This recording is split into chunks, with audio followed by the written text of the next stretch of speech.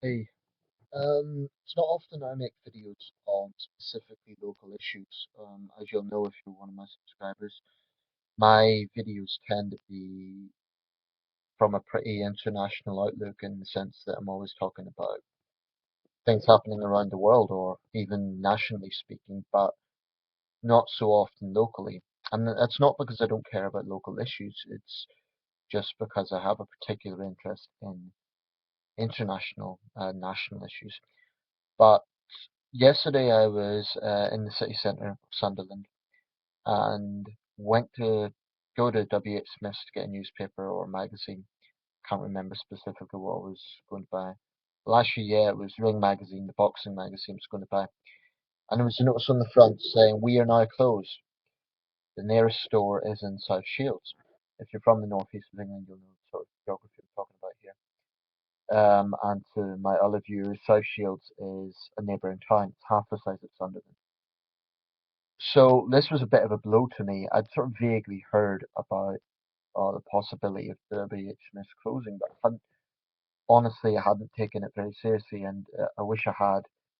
I wish I'd signed a petition or something. Maybe it would have added a bit more weight. I'm not sure how much difference it would have made, but yeah, it hit me as a bit of a blow. And this wasn't like I thought initially, okay, maybe it's just closed because of the stormy weather. No, it's closed. That's it.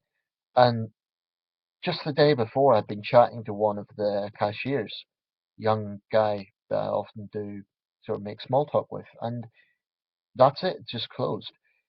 This really bothered me because it's probably the shop I use more than any in Sunderland. I use it to get newspapers. I use it to get all the magazines I get. I often buy political magazines, The Week, The Economist, Time Magazine, um, and Ring Magazine. Now, occasionally you could get those in other shops in the city centre, very occasionally, such as Tesco's, and there's a shop near Parkley, and again, if you know Sunderland, you know what I'm talking about. But a lot of those magazines I've just named really can only be got in WH Smith's, and it's simply not convenient for me to go to South Shields all the time, every time I want a magazine. So it it does bother me. That's obviously a selfish perspective. That's what I'm thinking of from my own perspective. I do feel for the staff coming up to Christmas. Maybe the younger staff, don't have dependents, but perhaps some of the older staff have families to feed and so on, and it's hard. It's hard for any business to close around Christmas time, so I definitely feel for them. Looking at the Sunderland Echo, and I'll put a link to this, the comment section, there was, people were sort of acting not surprised and also giving reasons as to why they feel it's closed down. And I have to say, I agree with some of those reasons. I'll get into those in a second. Um, Quick bit of background for my international viewers. WH Smiths is a retailer in the UK that stores books, magazines, confectionery, stationery, and it's very well established. I think it's been going certainly since the early 19th century. So it's a very well established store. Sunderland has a population in just the city part of 174,000. So to have now not a single WH Smith store is it's pretty bad, and it shows, in my view, how Sunderland once again gets bad luck. This city always seems that every time we go up a little bit, like we get something new that is to be valued, like Kiel Square, then we get losses as well. And I know this impacts people. Certainly, if I was an elected representative in this city, I would be prioritizing something like this. Um, I'm not going to get into the politics of this too much because I don't know all the issues. So I'm not going to sort of lambast people without knowing all the issues because I just don't. But I think it is very sad what's happened. Um, yeah. So the reasons that were given, and this is also the reason I'm uploading this video because I think it probably applies elsewhere as well. People were saying things like there's competition from online sources.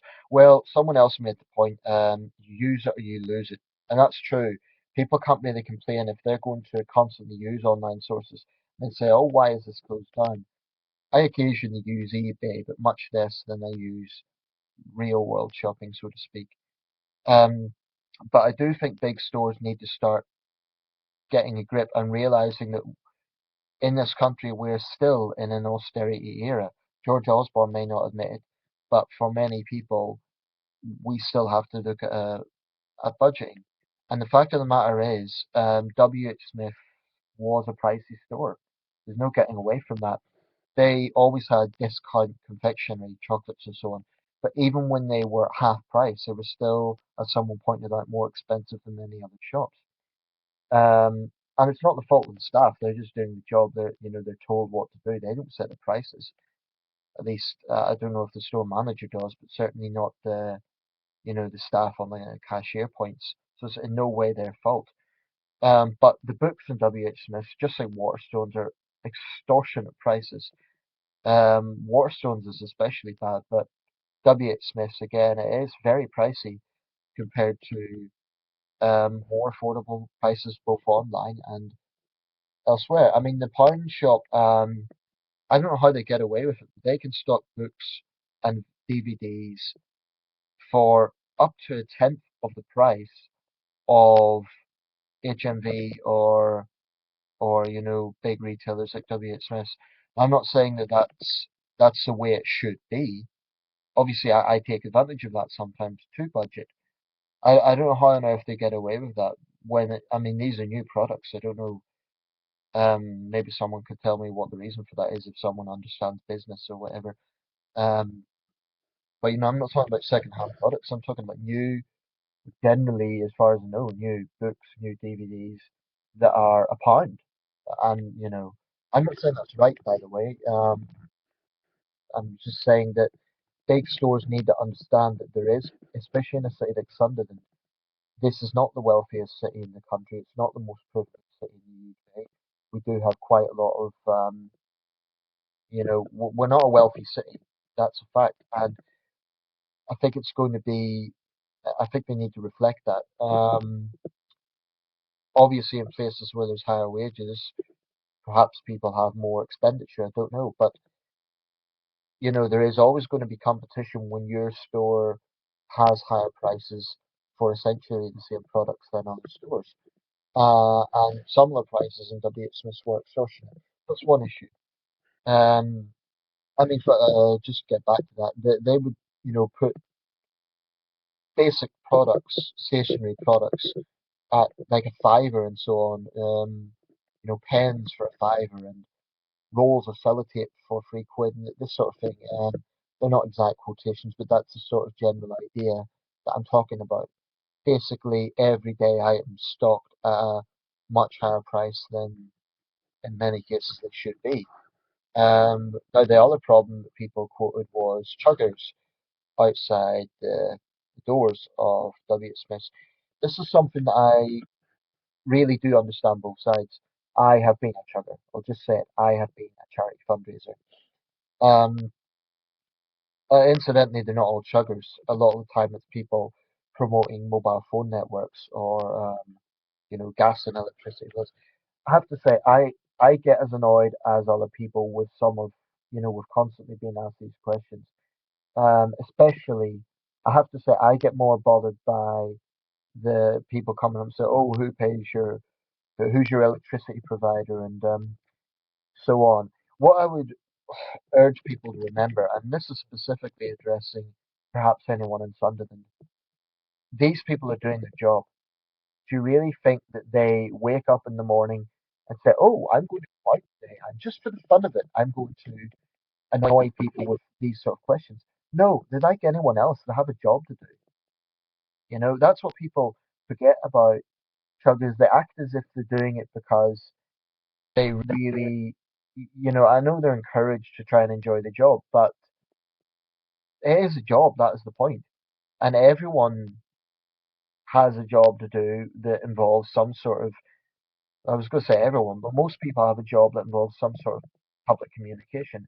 So, I understand the issue with it, and I also get irritated by some of those questions. And But it's not that difficult to just say sorry, I'm not interested, because actually they're trained not to follow you. I'm not going to make this whole video about that issue, although I do understand the way they're hanging about that store, outside that store. I can definitely see that being. It's kind of like you have to go through the gauntlet. You just know they're going to be outside. I definitely think that's another reason why this store hasn't been as profitable. That's why it's closed. Um, so personally, I think that I think if people have a problem with that, they should take it up with the head office, not take it out on the low level fundraisers who are just trying to do a job. They're often young people. They, they're just trying to get by like the rest of us.